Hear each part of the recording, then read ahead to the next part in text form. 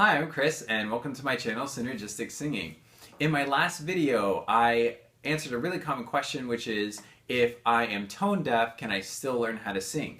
The short answer is yes. And we left with the question of, well, if you can learn how to sing, how do you go about doing it? So before we get to step one, let's talk about where this series is going to be going. We're going to be covering the supplies that you'll need so that you can test yourself to really make sure that singing in tune is a skill that you need to learn. Then, if that's so, then we'll go over the skills and exercises needed to build your intonation skills. The first step is that you need to first decide and be clear on the difference between singing in tune and sounding good. And these are not one and the same. These are two separate things. So in this video, we're going to talk about why sounding good does not equal good singing and why it's not the best thing to focus on when you're a beginning singer. Developing your vocal technique can bring you to vocal sounds that you like, that you would say sound good.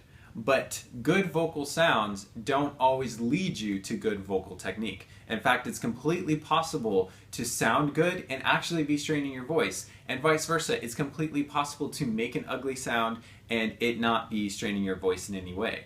Remember this for the rest of your singing practice forever. When you are practicing singing, you have to make feeling good being first priority and completely set aside the idea of sounding good, because that is way easier to change and manipulate later on when you have a foundation of great vocal technique.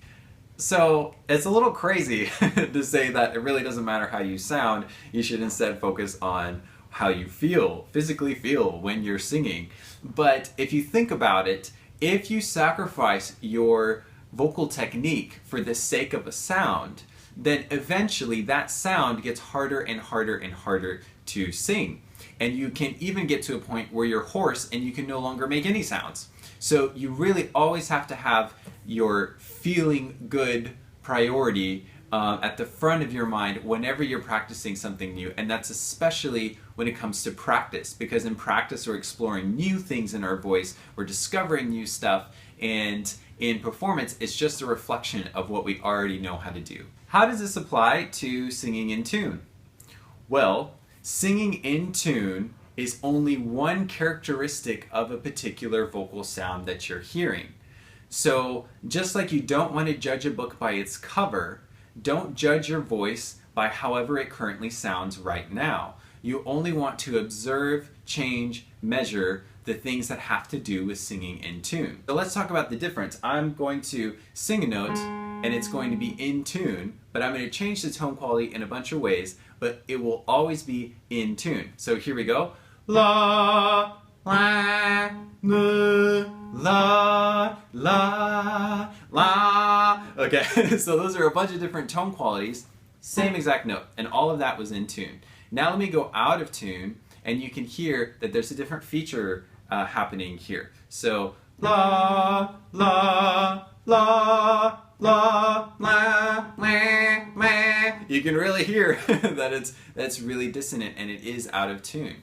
Singing should always feel great to do, and when you make that your first priority rather than getting hung up on the sound, you will find that then it's much easier to change the sound in a variety of ways, and you can do that freely and in a healthy way. And that's really an exciting moment when you first sing a note and you say, oh, I think that sounded good. And then, oh, it felt great too. And that's when you know that you're on the right track. So make sure to subscribe for future singing tips, and of course for voice lessons either online or in my Austin, Texas studio, go to synergisticsinging.com/schedule a lesson. Thanks for watching.